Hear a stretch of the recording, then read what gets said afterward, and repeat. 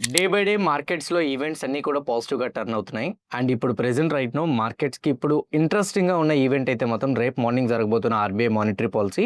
And maybe ఈ monetary పాలసీలో ఎక్కడైనా గాని ఎక్స్‌పెక్టేషన్స్ తగ్గట్టుగా వస్తే అండ్ సేమ్ టైమ్ అన్‌ఎక్స్‌పెక్టెడ్‌గా ఎక్కడైనా గాని పాజిటివ్ స్టేట్మెంట్స్ గాని ఇవ్వగలిగితే మార్కెట్స్‌ని డెఫినిట్‌గా బూస్టప్ చేసే అవకాశాలు అయితే మాత్రం ఉంటాయి. అండ్ ఫస్ట్ ఆఫ్ ఆల్ ఈరోజు అనాలిసిస్‌లో మనం దాన్ని కూడా యాడ్ చేసి డిస్కస్ చేసుకోవాలి.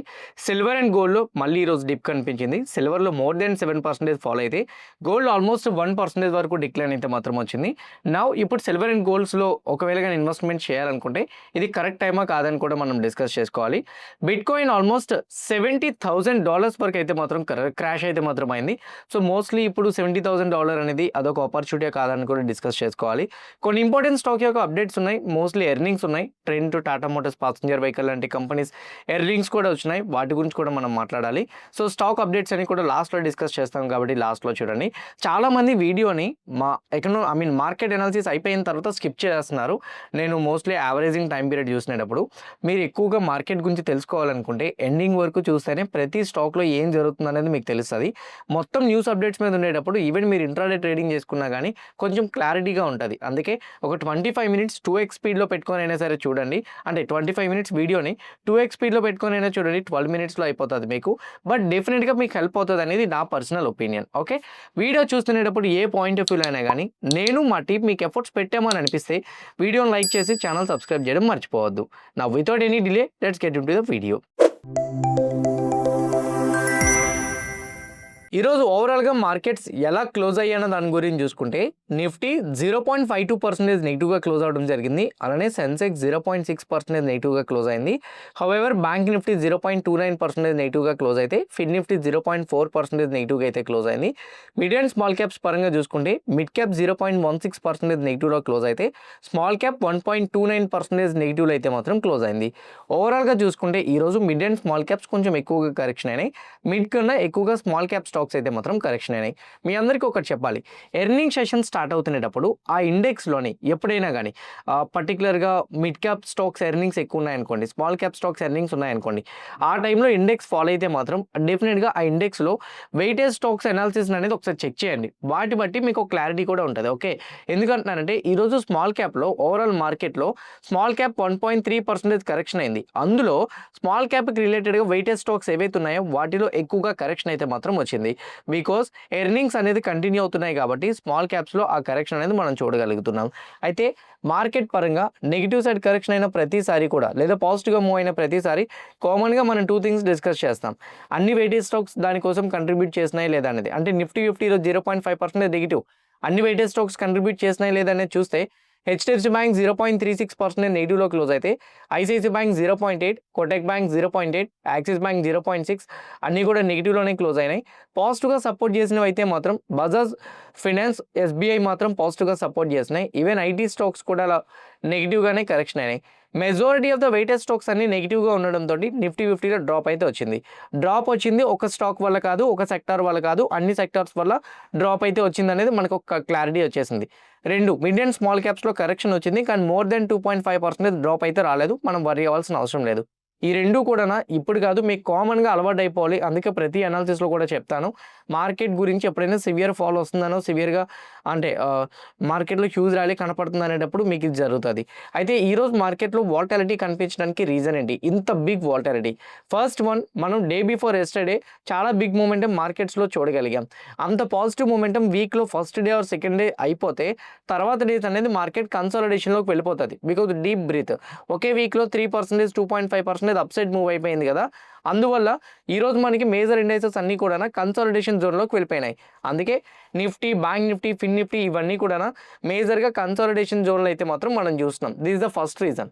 సెకండ్ రీజన్, గ్లోబల్ పరంగా అయితే మాత్రం అన్సర్టెనిటీస్. అంటే గ్లోబల్ పరంగా అన్సర్టెనిటీస్ ఏంటి? యూఎస్ ఇరాన్ పరంగా అయితే మాత్రం యూఎస్ వాళ్ళు రీసెంట్గా ఇరాన్ డ్రోన్స్ మీద అటాక్ చేసిన తర్వాత మేబీ ఆ వార్ టెన్షన్స్ అనేది మేబీ ఇంకా ఎస్కలేట్ అయ్యే ఛాన్సెస్ ఉంటాయని అనుకున్నారు. దాన్ని డీఎస్కలేట్ చేయడం కోసం వీళ్ళు ప్రెజెంట్ రైట్ నౌ ఓమాన్లో మీటింగ్ పెట్టుకుంటున్నారు. సో మోస్ట్లీ దానికి కానీ పాజిటివ్ డెవలప్మెంట్స్ కనపడితే రేపు మీటింగ్ పెట్టుకుంటున్నారు. పాజిటివ్ డెవలప్మెంట్స్ కానీ ఇక్కడ ఓమాన్లో జరుగుతున్న మీటింగ్లో కానీ పాజిటివ్ డెవలప్మెంట్స్ కనపడితే గ్లోబల్ పరంగా కూడా కొంచెం పాజిటివ్ అప్డేట్స్ని మనం చూడగలుగుతాం. అదర్ సైడ్ ఎఫ్ఐఎస్ కూడా లాస్ట్ 2 days నుంచి బయింగ్ సైడే ఉన్నారు, డిఐఏ కూడా బయింగ్ సైడే ఉన్నారు. ఎఫ్ఐఐ డిఐ ఇద్దరు కూడా బయింగ్ సైడ్ ఉండడం, ఎఫ్ఐఐ ఫ్యూచర్స్ సైడ్ అండ్ అలానే ప్రొప్రైటరీస్ ఆప్షన్ సైడ్ బిల్డ్ చేసిన డేటాలో షార్ట్ కవరింగ్ మూమెంటం కనపడుతుంది. ప్రొప్రైటరీ డేటాస్ అయితే మాత్రం క్లియర్ కట్గా లాంగ్ బిల్డప్ని స్టార్ట్ చేస్తున్నారు. వీటి డేటా బట్టి అయితే మాత్రం మనకి యాజ్ ఆఫ్ నౌ స్లోగా మార్కెట్స్ పాజిటివ్ సైడ్ వెళ్ళడానికి అన్ని డాట్స్ని కూడా కనెక్ట్ చేసుకుంటుందని మనకు అర్థమవుతుంది. ఇది ఇట్లా ఉండేటప్పుడు కొన్నిసార్లు అవుట్ ఆఫ్ సిలబస్ మనం క్వశ్చన్ పేపర్ ఎంత బాగా ఐ మీన్ ఎగ్జామ్కి ఎంత బాగా మనం ప్రిపేర్ అయినా కొన్నిసార్లు అవుట్ ఆఫ్ సిలబస్ క్వశ్చన్స్ వస్తూనే ఉంటాయి. ఎగ్జాక్ట్లీ మార్కెట్స్కి అట్లాంటి type of out of syllabus ఏదైనా ఉందా అంటే రేపు మార్నింగ్ జరగబోతున్న ఆర్బీఐ ఈవెంట్. రేపు ఆర్బీఐ ఈవెంట్లో ఏంటి అనాలిసిస్ చేయాలనేది ఎప్పుడు కూడా నేను ప్రీ మార్కెట్లో చెప్తూ ఉంటాను. కానీ ఇప్పుడు క్లియర్ కట్గా ఒక డేటా పాయింట్ చెప్తాను, ప్రీ మార్కెట్ మిస్ అయిన వాళ్ళకి ఇది హెల్ప్ అవుతుంది. ఆర్బీఐ ఈవెంట్లోని మీరు చెక్ చేయాల్సిందైతే మాత్రం ఓకే, ఫస్ట్ వన్ మేజర్గా అయితే మాత్రం ఆర్బీఐ ఈవెంట్లో అయితే మాత్రం ఇంట్రెస్ట్ రేట్స్ని కట్ చేయరు అనేటట్టే మాత్రం మార్కెట్ ఎక్స్పెక్ట్ చేస్తుంది. చూడండి 5.25% అయితే మాత్రం ఉంది. సో 5.25% ఇక్కడ ఫోర్కాస్ట్ కూడా కనపడుతుంది. అంటే ఇంట్రెస్ట్ రేట్స్ కట్ చేయరు, అన్చేంజ్గానే పెడతారు. కానీ అది మ్యాటర్ కాదు. మోస్ట్లీ దాని తర్వాత ప్రెస్ కాన్ఫరెన్స్ ఏదైతే మాట్లాడతారో అది మ్యాటర్. అందులో 3 points డిస్కస్ చేస్తారు. ఫస్ట్ వన్, వాళ్ళు ఎట్లాంటి కైండ్ ఆఫ్ స్టాండ్స్ తీసుకుంటున్నారు అంటే న్యూట్రలా, అకామిడేషనా అండ్ లేకపోతే ఇంట్రెస్ట్ రేట్స్ పరంగా వచ్చేసరికి ఏదైనా కానీ రిపోర్టెడ్స్ పరంగా ఏదైనా డిస్కస్ చేస్తారనేది ఇంపార్టెంట్. సో మోస్ట్లీ న్యూట్రల్గా ఉంటారా లేకపోతే అకామిడేషన్ ఇస్తారా లేకపోతే స్టేబుల్ స్టాండ్స్ తీసుకుంటారా ఏంటి అనేది ఫస్ట్ ఆఫ్ ఆల్ మనం చెక్ చేసుకోవాలి. సెకండ్ వన్ వచ్చేసరికి జీడిపి ప్రొజెక్షన్. అండ్ రీసెంట్గా బడ్జెట్లో ఆల్రెడీ గవర్నమెంట్ సైడ్ నుంచి అయితే మాత్రం జీడిపి ప్రొజెక్షన్ పాజిటివ్గానే ఇచ్చింది. ఆర్బీఐ ఇప్పుడు మానిటరీ పాలసీ టైంలోనే పెద్ద చేంజ్ ఏమి ఉండదు, ఎందుకంటే బడ్జెట్ జరిగింది. ఇప్పుడు మానిటరీ పాలసీకి 4 రోజులు కూడా డిస్టెన్స్ లేదు. సో మోస్ట్లీ 4 days డిస్టెన్స్ అనేది చాలా తక్కువ కాబట్టి ఎక్కడ కూడా స్టాండ్స్ చేంజ్ చేయరు కాబట్టి అదే జీడిపి ప్రొజెక్షన్ కంటిన్యూ చేస్తారు. థర్డ్ వన్ వచ్చేసరికి ఎకనామిక్ పరంగా inflation and same time Indian rupee week అయ్యే దాని గురించి మాట్లాడడం, ట్రేడ్ డీల్స్ గురించి డిస్కస్ చేయడం ఏదైనా మాట్లాడతారు. ఇది మాట్లాడుతూ రివర్స్ రెపో రిలేటెడ్గా లేకపోతే ఈ రూపీని ఇప్పుడు ప్రెజెంట్ రైట్నో వీక్ అవుతుంది కదా, దీన్ని స్ట్రెంథన్ చేయడం కోసం లేకపోతే బ్యాంక్స్కి ఇన్ఫ్యూజ్ చేయడం కోసం ఏదైనా కానీ ఓపెన్ మార్కెట్ ఆపరేషన్స్ గురించి డిస్కస్ చేసినా కానీ మేబీ మార్కెట్స్ పాజిటివ్గా టర్న్ అవడానికి అవకాశాలు ఎక్కువగా ఉంటాయి. ఇప్పుడు రైట్నో రేట్ కట్స్ అసలు కట్ చేయరనే ఉంది. ఒకవేళ కానీ రేట్ కట్స్ చేస్తానని అన్నారు అనుకోండి, నెక్స్ట్ మానిటరీ పాలసీలో రేట్ కట్ చేస్తామని చెప్పారనుకోండి, big positive side market turn అవడానికి అవకాశాలు ఉంటాయి. నేనైతే మార్కెట్లో రేపు ఇలా జరగదని అనుకుంటున్నాను. ఎందుకంటున్నానంటే సో బడ్జెట్ మొన్ననే జరిగింది కాబట్టి ఆల్రెడీ ఆర్బీఐకి ఏం డిస్కస్ చేయాలో తెలుసు. బడ్జెట్లో డిస్కస్ చేసేదే మోస్ట్లీ ఎక్కడ కూడా డిస్కస్ చేస్తారు. అన్ఎక్స్పెక్టెడ్గా ఏదైనా నెగిటివ్ ఆర్ పాజిటివ్గా మాట్లాడితే మాత్రం మార్కెట్ వైల్డ్గా రియాక్ట్ అవుతుంది. ఎక్స్పెక్ట్ చేస్తుంది ఆల్రెడీ. సో న్యూట్రల్ స్టేట్మెంట్ చేస్తుందని, న్యూట్రల్ స్టేట్మెంట్ చేస్తే కంప్లీట్ వాలటాలిటీ కనపడుతుంది. కానీ 9:30 నుంచి 11:30 వరకు మోస్ట్లీ ట్రేడింగ్ అయితే మాత్రం చేయదు. 10 o'clockకి మానిటరీ పాలసీ స్టార్ట్ అయినప్పుడు మార్కెట్ చాలా వైలెంట్గా రియాక్ట్ అవుతుంది కాబట్టి ఆ టైంలో స్పైక్స్ ఎక్కువగా ఉంటాయి. మీరు ట్రేడ్లో ఉంటే మాత్రం మీ పొజిషన్స్ లాస్ అవ్వడానికి అవకాశాలు ఎక్కువగా ఉంటాయి. సో ఎక్కడైనా కానీ పాజిటివ్ మూమెంటం కనిపించాలంటే మళ్ళీ చెప్తున్నా, రేట్ కట్స్ నెక్స్ట్ టైం చేస్తామని చెప్పినా, 2 బడ్జెట్లో చెప్పిన ఎకనామిక్ ప్రొజెక్షన్స్ని మించి కానీ ఈసారి మాట్లాడినా కానీ, అండ్ థర్డ్ వన్ వచ్చేసరికి బ్యాంక్స్కి లిక్విడిటీ పెంచడం కోసం ఓపెన్ మార్కెట్ ఆపరేషన్స్ కానీ లేదా రివర్స్ ఆప్షన్స్ చేస్తామని, రూపీస్ స్వాప్ చేస్తామని ఏదైనా మాట్లాడితే మాత్రం మేబీ మార్కెట్లో మనం హైయర్ సైడ్ మొమెంటం చూడగలుగుతాం. ఇవేమీ మాట్లాడుకున్నా నెక్స్ట్ కూడా రేట్ కట్స్ మేము తగ్గించము ఇంకా పెంచుతాము అట్లాంటిది ఏదైనా డిస్కస్ చేస్తే మాత్రం మేబీ బిగ్ కరెక్షన్ మనం చూసే ఛాన్సెస్ అయితే మాత్రం ఉంటాయి. సో అవేమీ కాకుండా న్యూట్రల్గా మాట్లాడితే కన్సాలిడేషన్ అయ్యి వీకెండ్ మొత్తం కూడా ఫ్లాట్లో క్లోజ్ అయినట్టు మనం చూసే ప్రాబబిలిటీస్ అయితే మాత్రం ఉన్నాయి. ఇది మార్కెట్ సైడ్ నుంచి నా ఒపీనియన్. నా బిట్కాయిన్ పరంగా చూసుకుంటే కొంతమంది నేను వీడియోలో చెప్పాను కదా ఎప్స్టీన్ ఫైల్స్ అని చెప్పి. ఈ ఎప్స్టీన్ ఫైల్స్ గురించి నేను చేసిన తర్వాత బిట్కాయిన్ బేసిక్గా కనిపెట్టింది ఎప్స్టీన్ అని చెప్పేసి. సో మేబీ ఎందుకంటే తన సైడ్ నుంచి ఎక్కువగా దాని మీద డిస్కషన్స్ ఉన్నాయి ఇవన్నీ చెప్తున్నారు. సో బట్ నా ఒపీనియన్ ప్రకారంగా దాని గురించి ఒక క్లారిటీ లేకుండా మనం డిస్కస్ చేయలేం. అయితే బిట్కాయిన్ మీద ఇప్పుడు రైట్నో ఎప్స్టీన్ ఫైల్స్లో బిట్కాయిన్ మీద ఎక్కువగా న్యూస్ అప్డేట్స్ ఉన్నాయి. సో మేబీ ఇందులో బిగ్ స్కామ్ జరిగిందని, కావాలని బిట్కాయిన్ మేజర్గా హైయర్ సైడ్ తీసుకువెళ్ళాలని, సో అందుకే బిట్కాయిన్లో అంత పంప్ జరిగిందని ఇవన్నీ చెప్తున్నారు. అండ్ ట్రంప్ కూడా సపోర్ట్ చేయడం కదే అని. As of now news updates ఎక్కువగా ఉన్నాయి కాబట్టి కొంచెం బిట్‌కాయిన్‌కి దూరంగా ఉండండి. ఫాల్ పరంగా చూసుకుంటే ఇట్లాంటి ఫాల్ వస్తునేటప్పుడు మీరు ఎప్పుడైనా కానీ ఒకవేళ బిట్‌కాయిన్‌లో అక్యుములేషన్ చేసుకోవాలనుకుంటే మేబీ 55,000 మంచి సపోర్ట్ లెవెల్‌గా నాకు కనపడుతుంది. 55,000 ఏదైతే సపోర్ట్ లెవెల్‌గా ఉందో దాన్ని మనం ఆపర్చునిటీగా తీసుకోవచ్చు. అంతవరకు కరెక్షన్ వస్తది అనుకోవట్లేదు. ఎందుకంటే స్టీప్ ఫాల్, డైరెక్ట్ ఫాల్ వస్తుంది కాబట్టి మేబీ కొంత బౌన్స్ అయినా అవ్వచ్చు. సో నేనైతే మాత్రం లిటరల్లీ టు బీ ఆనెస్ట్ ఇక్కడ అనాలిసిస్‌లో అయితే మాత్రం ఎక్స్‌పెక్ట్ చేయకుండానే వచ్చిందని నేను అనుకోవాలి. ఎందుకు అనంటే నేను అనుకున్న దాని ప్రకారంగా అయితే 78,150 లెవెల్ దగ్గర కన్సాలిడేషన్ అయ్యి అప్పుడు బ్రేక్అవుట్ బ్రేక్ డౌన్ వస్తది అనుకున్నా. లిటరల్లీ బిట్‌కాయిన్‌లో హెవీ బ్లీడ్ అయితే అవుతుంది. సో మేబీ బిట్‌కాయిన్ నెక్స్ట్ ఫర్దర్‌గా ఏదైనా ఇన్వెస్ట్‌మెంట్స్ పరంగా చూద్దామని అనుకుంటే మాత్రం 55,000 లెవెల్స్ దగ్గర మీరు చూడొచ్చు. బిట్‌కాయిన్ పరంగా ప్రెజెంట్ రైట్ నౌ రష్యా కూడానా అండ్ సేమ్ టైమ్ చైనా దగ్గర నుంచి ఈవెన్ యూఎస్ దగ్గర నుంచి బిట్‌కాయిన్ పరంగా ఎంకరేజ్ చేసే విధంగా స్టేట్మెంట్స్ కనపడుతున్నాయి. Maybe one of the safer అసెట్‌గా బిట్‌కాయిన్‌ని తీసుకోవచ్చు అని అనుకుంటే పోర్ట్‌ఫోలియో మొత్తం మీద 0.5%కి మించి ఎక్కువ ఇన్వెస్ట్‌మెంట్స్ పెట్టకుండా ఉంటేనే బిట్‌కాయిన్ బెటర్. మీరు ఒక 30% అలోకేట్ చేసేంత అసెట్ అయితే కాదనేది నా పర్సనల్ ఒపీనియన్. బిట్‌కాయిన్‌లో మీరు యాక్టివ్‌గా ట్రేడ్ చేద్దాం అనుకుంటే కింద కమ్యూనిటీ గ్రూప్‌లో కామెంట్ బాక్స్‌లో కూడా నేను వచ్చేసరికి డెల్టా యాక్షన్స్ రిఫరల్ లింక్ ఇచ్చాను. ఆ లింక్ క్లిక్ చేసి ఎవరైతే అకౌంట్ ఓపెన్ చేసుకుంటారో వాళ్ళకి సెపరేట్ కమ్యూనిటీ గ్రూప్‌లో యాడ్ చేస్తాం. అంతేకాదు కమ్యూనిటీ గ్రూప్‌లో యాడ్ అయిన వాళ్ళకి మా సైడ్ నుంచి ఫ్రీగా వీక్‌కి 2 డేస్ లైవ్ మార్కెట్ సెషన్స్ ఉంటాయి. అండ్ బిట్‌కాయిన్ మీద ఏవైనా న్యూస్ అప్డేట్స్ వస్తున్నా సేమ్ టైం ఏదైనా లెవెల్స్ పరంగా ఏదైనా డిస్కస్ చేయాలన్నా కూడా ఆ కమ్యూనిటీ గ్రూప్‌లో యాడ్ చేస్తాం. అక్కడే ఉన్న వాట్సాప్ నెంబర్కి మీ ఐడీని పంపిస్తే మీకు టెలిగ్రామ్ లింక్ అనేది సెండ్ చేస్తాం. గోల్డ్ అండ్ సిల్వర్ పరంగా చూసుకుంటే ఈరోజు సిల్వర్లో 7% కరెక్షన్ వచ్చింది. గోల్డ్‌లో 0.8% డ్రాప్ అయితే వచ్చింది. గోల్డ్ అండ్ సిల్వర్ పరంగా మీ అందరికి ఒకటి మాట్లాడాలి. అదేంటంటే gold, silver present right now last 1 ఇయర్‌లోని మోర్ దాన్ సిల్వర్ అయితే 100% పెరిగింది. గోల్డ్ 50% పైన పెరిగింది. ఇట్లాంటి ర్యాలీ కనిపించినప్పుడు చాలా వాలటాలిటీ అనేది కనపడుతుంది. What is mean by volatility? Heavy momentum positive side కనిపించినప్పుడు మార్కెట్ కొన్ని రోజులు పైకి వెళ్ళదు, కిందకి రాదు. కన్సాలిడేషన్ జోన్లో ఉండిపోతుంది అనమాట, ఒక రేంజ్లో. ఎగ్జాక్ట్లీ సిల్వర్లో కూడా అదే జరుగుతుంది. 2 రోజులు పెరిగితే ఒక రోజు పడ్డం. ఈ వాలటాలిటీ అనేది ఏదైతే స్పెక్యులేటెడ్గా పెరిగిపోతుందో దాంట్లో ఇంకా ఎక్కువ కనపడుతుంది. అందుకే గోల్డ్ కన్నా సిల్వర్ బాగా హెవీగా జంప్ అవడంతో డ్రాప్ కనపడుతుంది. ఇంకోటి ఏంటంటే గ్లోబల్ పరంగా అన్సర్టెనిటీస్ ఒక్కొక్కటి తగ్గుతూ వస్తున్నాయి. దీని మీద నేను ఒక రీల్ కూడా చేశాను. కావాలంటే ఎండ్ కార్డ్లో పెడతాను ఆ రీల్ని, కన్ఫామ్గా చూడండి. సో ఎప్పుడైనా గోల్డ్ అండ్ సిల్వర్ ప్రైజెస్ పడుతున్నప్పుడు మీరు ట్రాక్ చేయాల్సింది గ్లోబల్ పరంగా అన్సర్టెనిటీస్ ఎట్లా ఉన్నాయి అనేది. సో యూఎస్ అండ్ ఇరాన్ పరంగా కూడా యాజ్ ఆఫ్ నౌ ఇద్దరి మధ్య కూడా పీస్ డీల్స్ జరుగుతూ ఉండడం and same time India US trade deal అయిపోయింది కాబట్టి రష్యా ఉక్రెయిన్ వార్ కూడా మోస్ట్లీ కంట్రోల్ అవడానికి అవకాశాలు ఉంటాయని ట్రంప్ స్టేట్మెంట్ చెప్పడం అండ్ అట్లానే ఒక పక్క ఈ సెంట్రల్ బ్యాంక్స్ మానిటరీ పాలసీస్ పరంగా పాజిటివ్ స్టేట్మెంట్స్ తీసుకుంటారని ఎక్స్పెక్టేషన్స్ రావడం, వీటన్నిటి వల్ల మార్కెట్స్లో నెగిటివ్స్ చాలా తక్కువగా కనపడుతుంది. రీసెంట్గా చికాగో మార్జిన్ వాళ్ళు కూడా మార్జిన్స్ని ఇంక్రీజ్ చేశారు. ఎంసీఎక్స్ వాళ్ళు కూడా మార్జిన్స్ని ఇంక్రీజ్ చేశారు. వీటన్నిటి వల్ల మనకి పడుతుంది. సో నేనైతే మాత్రం ప్రతి డిప్లో కూడా ఆపర్చునిటీగా తీసుకోమనే చెప్తాను. ఇన్స్టెడ్ ఆఫ్ సిల్వర్ బెటర్ గోల్డ్కి వెళ్తే బెటర్. ఒకవేళ సిల్వర్ని కూడా చేయాలనుకుంటే సిల్వర్కి ఫ్యూచర్ ఉంది, నేను కాదని చెప్పట్లే. కానీ స్పెక్యులేటెడ్ కాబట్టి ఇలాంటి ఫాల్స్ని ఒకే రోజు 8% పడడం, ఒకరోజు 12% పెరగడం, ఈ ఫాల్స్కి మీరు హ్యాండిల్ చేయలేకపోతే మాత్రం బెటర్ కొంచెం స్టే అవేగా ఉంటే బెటర్ అనేది నా పర్సనల్ ఒపీనియన్. ఇది గోల్డ్ అండ్ సిల్వర్ పైన నా అప్డేట్ అయితే. నా when it comes to stocks, చాలా ఇంపార్టెంట్ స్టాక్స్ గురించి నేను డిస్కస్ చేయాలి. అందులో ఫస్ట్ వన్ హెచ్ఏఎల్. ఈరోజు ఒక్కొక్క స్టేజ్లో హెచ్ఏఎల్ 6% వరకు డ్రాప్ వచ్చింది. హెచ్ఏఎల్ డ్రాప్ రావడానికి రీజన్ ఏంటంటే మీకు చెప్పాను కదా, హెచ్ఏఎల్ కంపెనీ వాళ్ళు ఇండియా వాళ్ళు నెక్స్ట్ జనరేషన్ ఫిఫ్త్ జనరేషన్ పరంగా కొన్ని జెట్స్ని అయితే మాత్రం యాజ్ ఆఫ్ నౌ ఇండియా వాళ్ళు రెడీ చేస్తున్నారు. దాంట్లో హెచ్ఏఎల్ బిడ్డింగ్ చేయలేదని. 100% డిఫెన్స్లో ఉన్న కంపెనీ గవర్నమెంట్ సైడ్ నుంచి ఒక ప్రాజెక్ట్ స్టార్ట్ అవుతుందంటే డిఫెన్స్ రిలేటెడ్గా అందులో బిడ్డింగ్ చేయకపోతే డెఫినెట్గా అది రెవెన్యూ తగ్గిపోయే అవకాశాలు ఉంటాయి, ప్రాఫిట్ తగ్గిపోయే అవకాశాలు ఉంటాయి. దీని మీద హెచ్ఏఎల్ ప్రాపర్ స్టేట్మెంట్ చేశారు. ఏం చేశారు? ఓకే, ఇంకా రాలేదు. సో అంటే డిఆర్డిఓ దగ్గర నుంచి ప్రాపర్ కమ్యూనికేషన్ రాలేదు, వస్తే మేము కన్ఫర్మేషన్ ఇస్తాం కదా అని చెప్పారు.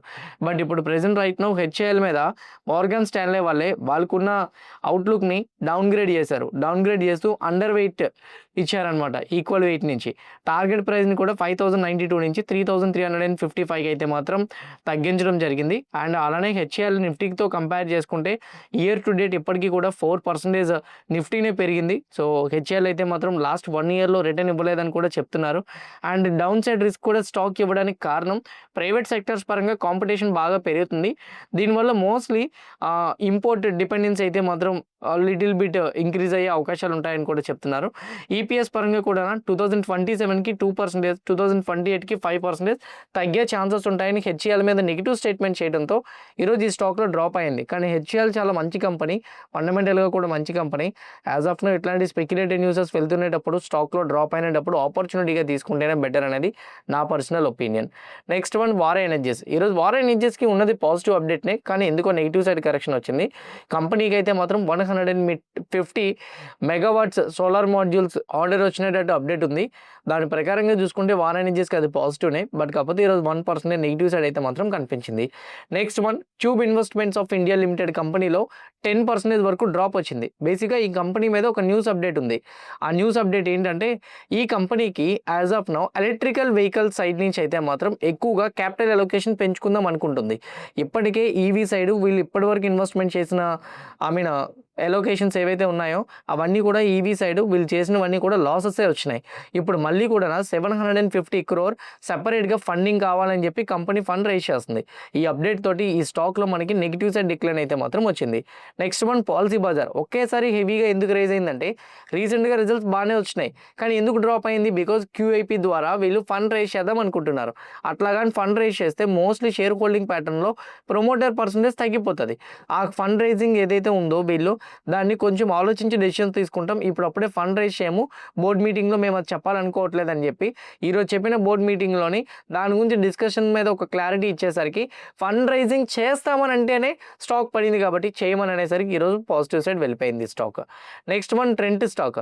ఈరోజు ట్రెంట్ స్టాక్లో more than 3% అప్సైడ్ మూమెంటం చూసాం. ట్రెంట్ కంపెనీ ఎర్నింగ్స్ వచ్చినాయి, కానీ ట్రెంట్ కంపెనీ ఎర్నింగ్స్ పరంగా చూసుకుంటే లాస్ట్ టైంతో చూసుకుంటే 4657 నుంచి 5345కి వెళ్ళింది. టాప్ లైన్ ఇంప్రూవ్మెంట్ చూసాం. బాటమ్ లైన్లో 497 crores నుంచి 510 crores అయితే మాత్రం వెళ్ళింది. అండ్ ఆపరేటింగ్ ప్రాఫిట్ మార్జిన్ కూడా 18% నుంచి 20%. నెంబర్స్ అయితే మాత్రం మోస్ట్లీ పాజిటివ్గానే వచ్చినాయి. అండ్ అట్లానే బేర్స్టైన్ వాళ్ళు ట్రెంట్ మీద ఒక అప్డేట్ కూడా చేశారు. ఈ కంపెనీ మీద మా యొక్క టార్గెట్ ప్రైస్ని 5000కి ఇంక్రీజ్ చేస్తున్నామని చెప్తున్నారు. అండ్ ఎందుకనంటే క్వార్టర్లీ 3 రిజల్ట్స్ ఏవైతే వచ్చినాయో అందులో మార్జిన్స్లో మంచి గ్రోత్ కనిపించిందని, స్టాండ్ అలోన్ రెవెన్యూలో కూడా 15% కనిపించింది. సో మోస్ట్లీ కంపెనీ పొటెన్షియల్ తగ్గట్టుకైతే ఇవ్వలేదు, బట్ కాకపోతే ఎక్స్పెక్టేషన్స్ అయితే మాత్రం కొంచెం హై ఉన్నాయి. నియర్ టర్మ్ గ్రోత్లో అయితే మాత్రం అది రికవరీ కనపడుతుందని అనుకుంటున్నామని చెప్పారు. అంటే నెక్స్ట్ 1 to 2 క్వార్టర్లీస్లో గ్రోత్ కనపడుతుందని క్లారిటీ అయితే ఇచ్చారు. నెక్స్ట్ టాటా పవర్ కంపెనీ ఈరోజు లిటిల్ బిట్ గ్యాప్ డౌన్తో ఓపెన్ అయింది, బట్ స్లోగా రికవరీ అయింది. సో టాటా పవర్ కంపెనీ పరంగా చూసుకుంటే టాటా పవర్ మీద కూడా రేటింగ్ ఏజెన్సీస్ వాళ్ళు వాళ్ళ అప్డేట్స్ని కూడా ఇచ్చారు. మోస్ట్లీ ఎర్నింగ్స్ పరంగా ఫస్ట్ మాట్లాడి తర్వాత వాళ్ళ గురించి డిస్కస్ చేద్దాం.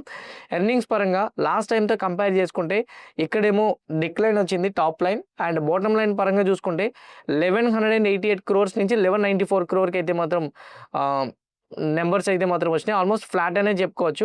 20% నుంచి 22%కి వెళ్ళింది. ఆపరేటింగ్ ప్రాఫిట్ మార్జిన్ కూడా క్వార్టర్ అండ్ క్వార్టర్లో కూడా డిక్లైన్ వచ్చింది. అయితే టాటా పవర్ కంపెనీ మీద మోస్ట్లీ పాజిటివ్గానే రేటింగ్స్ అయితే ఇచ్చారు. మోర్గాన్ స్టాన్లే వాళ్ళు అయితే ఈక్వల్ వెయిట్ ఇస్తూ 412 నుంచి 399కి తగ్గించారు.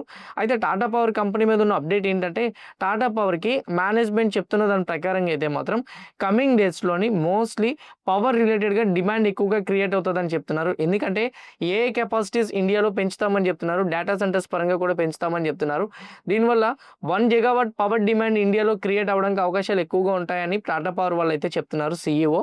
దానివల్ల కంపెనీ మోస్ట్లీ ఎండ్ అవుతుందనే అప్డేట్తో ఈరోజు ఈ స్టాక్ నెగిటివ్ సైడ్ ఓపెన్ అయినా రేటింగ్ ఏజెన్సీస్ ఈక్వల్ వెయిట్తో టార్గెట్ ప్రైస్ని తగ్గించినా కానీ రికవరీ అవుతూ ఫ్లాట్లో క్లోజ్ అయింది. ఫోర్స్ మోటార్ కంపెనీ ఈరోజు 5% అప్ సైడ్ మూవ్ అయింది. ఫోర్స్ మోటార్ సైడ్ నుంచి కూడా ఒక అప్డేట్ అయితే మాత్రం ఉంది. కంపెనీ యొక్క ఎర్నింగ్స్ పరంగా చూసుకుంటే లాస్ట్ టైంతో చూడండి 1889 crores నుంచి 2129 crores వచ్చింది. 415 crores నుంచి 406 crore. మీకు ఎప్పుడు చెప్తుంటాను అదర్ ఇన్కమ్ చూడమని. అదర్ ఇన్కమ్ పరంగా చూసుకుంటే లాస్ట్ టైం మార్చ్లో 418 crore వచ్చింది అదర్ ఇన్కమ్లో. ఇప్పుడు కూడా ఇక్కడ 241 crore వచ్చింది. అదర్ ఇన్కమ్ పరంగా ఎప్పుడైనా కానీ వీళ్ళకి అదర్ ఇన్కమ్తోనే కానీ ప్రాఫిట్స్ కానీ ఎక్కువగా వస్తే మోస్ట్లీ అది నెగిటివ్. కానీ లాస్ట్ డిసెంబర్ 115 పోనీ 240 crores కూడా 406 crores తీసేస్తే 160 crore ప్రాఫిట్లోనే వచ్చింది. స్టిల్ అలా చూసుకున్నా కానీ లాస్ట్ టైం కన్నా ఎక్కువే. అందుకే ఫోర్స్ మోటార్ కంపెనీలో మనం పాజిటివ్ సైడ్ మొమెంటం అయితే చూడగలిగాం. జేఎస్డబ్ల్యూ సిమెంట్ కంపెనీలో కూడా మనం 7% అప్సైడ్ చూసాం. జేఎస్డబ్ల్యూ సిమెంట్ కంపెనీ ఈరోజు 7% అప్సైడ్ మొమెంటం కనిపించడానికి reason last time numbers compare చేసుకోండి. సో ఇక్కడ చూడండి, లాస్ట్ టైంతో 1433 నుంచి 1621 ఆల్మోస్ట్ టాప్ లైన్ ఇంప్రూవ్మెంట్ అయింది. -80 crores వచ్చిన లాస్ నుంచి 131 crores పాజిటివ్ సైడ్ వెళ్ళింది. ఒక లాస్ మేకింగ్ నుంచి ప్రాఫిట్ మేకింగ్ టర్న్ అయ్యేసరికి జేఎస్డబ్ల్యూ సిమెంట్ కంపెనీకి అది బూస్టప్ అయింది. హెగ్జావేర్ టెక్నాలజీ కంపెనీ అయితే మాత్రం 8% డిక్లైన్ వచ్చింది. హెగ్జావేర్ పరంగా చెక్ చేసుకుంటే లాస్ట్ టైంతో నెంబర్స్ చూసుకుంటే ఇక్కడ మీరు క్లియర్గా చూడండి, టాప్ లైన్ పరంగా అయితే మాత్రం రెవెన్యూ పరంగా 3154 నుంచి 3478 వచ్చింది. అండ్ 321 crores నుంచి 292 crores డిక్లైన్ అయితే వచ్చింది. అండ్ నెంబర్స్ పరంగా చూసుకుంటే 16% నుంచి 11% డిక్లైన్ వచ్చింది. So operating profit margin decline వచ్చింది. And same time bottom line కూడా డిక్లైన్ వచ్చింది. నెంబర్స్ పరంగా చూసుకుంటే ఇయర్లో డిక్లైన్ రావడం, క్వార్టర్ డిక్లైన్ రావడంతో హెగ్జావేర్ టెక్నాలజీస్ కంపెనీలో మనం డౌన్ సైడ్ అయితే చూసాం. Max Health company somewhat up side momentum ఇవ్వడానికి ట్రై చేసింది కదా. మ్యాక్స్ హెల్త్ రీసెంట్ డేస్లో బాగా డిక్లైన్ అయింది. సేమ్ టైం ఓవర్ వాల్యుయేషన్లో కంపెనీ అయితే మాత్రం ఉంది. ఈ టైంలో వాళ్ళు ఇచ్చిన ఎర్నింగ్స్ అయితే మాత్రం ఇంప్రూవ్మెంట్ ఉన్నట్టే కనిపించింది. 1868 నుంచి 2068కి ఇంప్రూవ్ అయింది. 27% నుంచి 26%. అండ్ బాటమ్ లైన్ చూసుకుంటే 239 crores నుంచి 301 crore. అండ్ నెంబర్స్ పరంగా బాటమ్ లైన్ కూడా ఇంప్రూవ్మెంట్ అయితే మాత్రం మ్యాక్స్ హెల్త్ కేర్ కనపడుతుంది. సుజ్లాన్ ఎనర్జీలో 4 to 5% డిక్లైన్ వచ్చింది. సుజ్లాన్ ఎనర్జీ పరంగా చెక్ చేసుకుంటే లాస్ట్ టైం నెంబర్స్తో చూడండి, అండ్ ఆల్మోస్ట్ 2975 నుంచి 4236 crore టాప్ లైన్ ఇంప్రూవ్మెంట్ వచ్చింది. బాటమ్ లైన్ 388 నుంచి 445. బట్ నెంబర్స్ ఇంకా పాజిటివ్గానే ఎక్స్పెక్ట్ చేశాయి. సో అట్లా రాకపోవడంతో సుజ్లాన్ ఎనర్జీలో కొంచెం డిక్లైన్ అయితే వచ్చింది. ఆర్వీఎన్ఎల్ కంపెనీలో 1.37% డిక్లైన్ వచ్చింది. బేసిక్గా ఆర్వీఎన్ఎల్ సైడ్ నుంచి రిజల్ట్ ఎక్స్పెక్ట్ చేసింది ఒకటి, వచ్చిన నెంబర్స్ అయితే మాత్రం ఒకటి. నెంబర్స్ పరంగా చూసుకుంటే లాస్ట్ టైంతో నెంబర్ చూడండి, 4567 నుంచి ఆల్మోస్ట్ 4684. బాటమ్ లైన్ 312 crores నుంచి 324 crore. అండ్ ఆల్మోస్ట్ ఫ్లాట్లోనే వచ్చింది. ఆపరేటింగ్ ప్రాఫిట్ మార్జిన్ కూడా 5% మెయింటైన్ అయింది. నెంబర్స్ అన్నీ కూడా కంప్లీట్ న్యూట్లో రావడంతో ఆర్వీఎన్ఎల్ స్టాక్లో కొంచెం డిక్లైన్ వచ్చింది. కానీ నాకు తెలిసినంత వరకు మరీ అంత నెగిటివ్ కాదని అనుకుంటున్నా. రేపు చూడాలి, ఎందుకంటే ఇది ఎగ్జాక్ట్గా మార్కెట్ అవర్స్ క్లోజ్ అవుతున్న టైంకి వచ్చింది. రేపు చూసిన తర్వాత దీని మీద మనం డిసైడ్ అవ్వచ్చు. ఇది నా ఒపీనియన్ సైడ్ నుంచి అయితే మాత్రం. హోప్ చేసిన ఎనాలిసిస్, ఇచ్చిన కాంటెంట్, ఇచ్చిన ఇన్ఫర్మేషన్ మొత్తం అంతా కూడా మీకు హెల్ప్ అయిందని అనుకుంటున్నా. ఎవ్రీథింగ్ హెల్ప్ అయింది అనుకుంటే వీడియోని లైక్ చేయండి. ఛానల్ ఇంకా సబ్స్క్రైబ్ చేసుకోకుండా వీడియో చూస్తూ ఉంటే ఛానల్ కూడా సబ్స్క్రైబ్ చేసుకోండి. ఇదే వీడియో మీ ఫ్రెండ్స్ ఆర్ మీ రిలేటివ్కి షేర్ చేస్తే హెల్ప్ అవుతుంది అనుకుంటే వాళ్ళు కూడా షేర్ చేయండి.